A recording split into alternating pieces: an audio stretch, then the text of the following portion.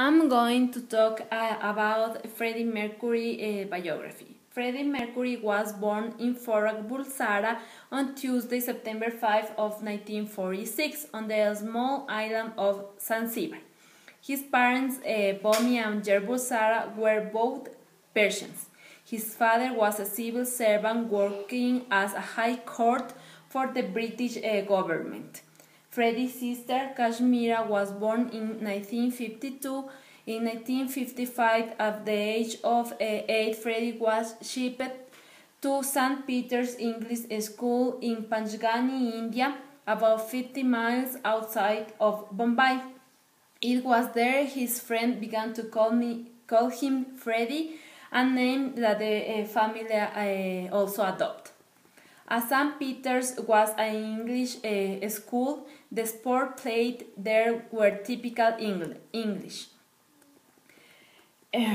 Freddie loved cricket and long-distance running, but he liked hockey, sprint, and boxing. At the age of 10, he became a school champion in table tennis.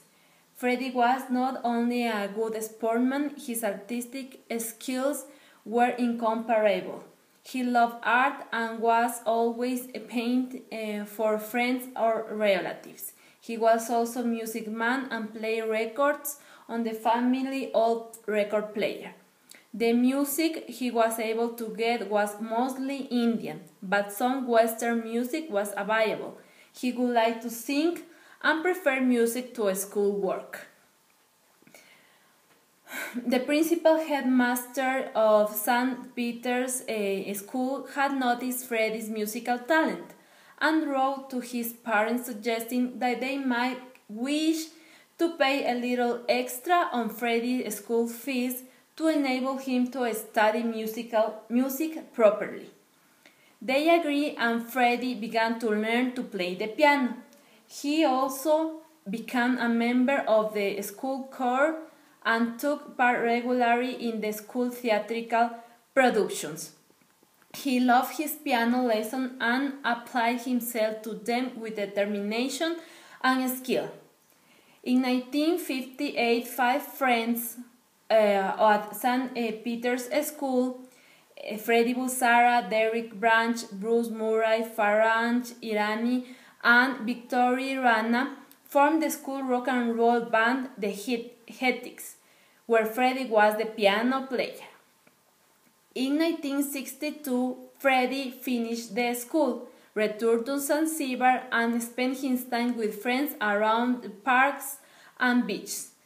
In 1964, many of the British and Indian, due to politician unrest in Zanzibar, left their country, although not under forcible pressure, and among those driven out were the Bulsara who migrated to England.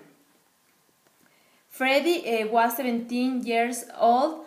He wanted to go to the art college, but needed at least one A level to ensure he couldn't get in.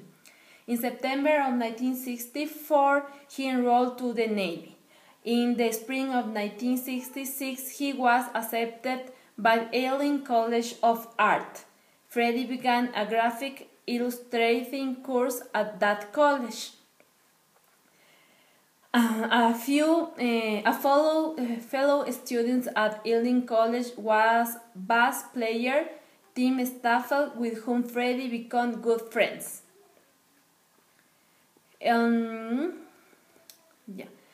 Freddie left Ealing College in 1969 with a diploma in graphic art and design and a few commissions for adverts in local newspaper. He moved into Roger Taylor's flat, and that summer opened a stall with Roger at Kensington Market. In the summer of 1969, Freddie was introduced to a Liverpool band called Ibex, who had come to London to try to make a name for themselves. The band split and Freddie started to search for another band for himself. He found Sour Milk Sea. Freddie has a great voice, with terrific range. But there was not only his voice that made his performance so attractive to the people. He knew how to front a show. It was his way of expression, that side of his personality. The other members of the band were Chris Chesney of a vocal guitar, bass player, Paul Milan, Jeremy Galov on the guitar, and Rob Tyler on the drums.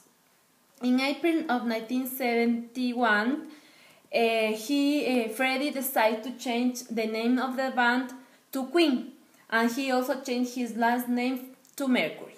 In 1971, Freddy met Mary Austin. They lived together for 7 years and remained good friends until his death. In 1971, John Deacon joined the band and Queen were complete. Freddy designed the band logo using their bird sings, 2 fires from him Virgo, 2 lions for Roger and John Leo, and a crab for Brian Cancer.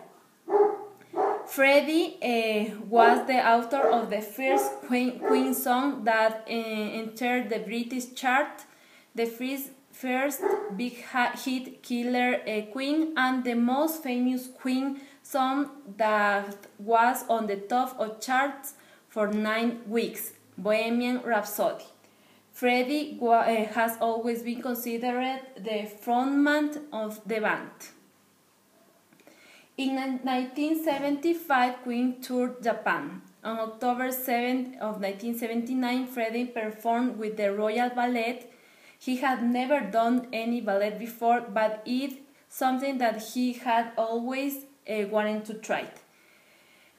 The songs he had chosen to perform were Bohemian Rhapsody and Crazy Little Thing Called Love.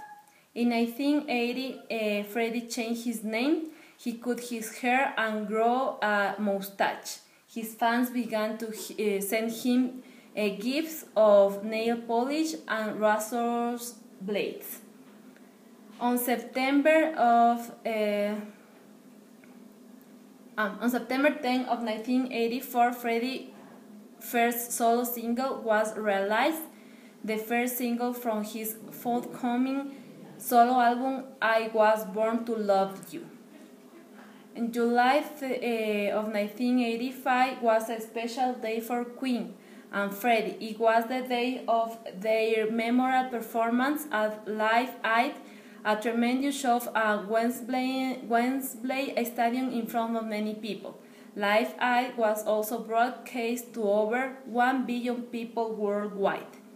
Queen secured their place in the history as every media person, journalist, fan, and critic agreed. Queen stole the show.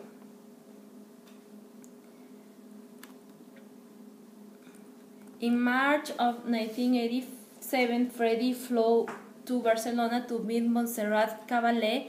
He gave her a cassette with 2 or 4 songs. The Spanish opera diva liked these songs and ever performed one of them at London Covent Garden. Freddy was delighted. In early April, Freddy began work on the album he agreed to record with Montserrat Caballé.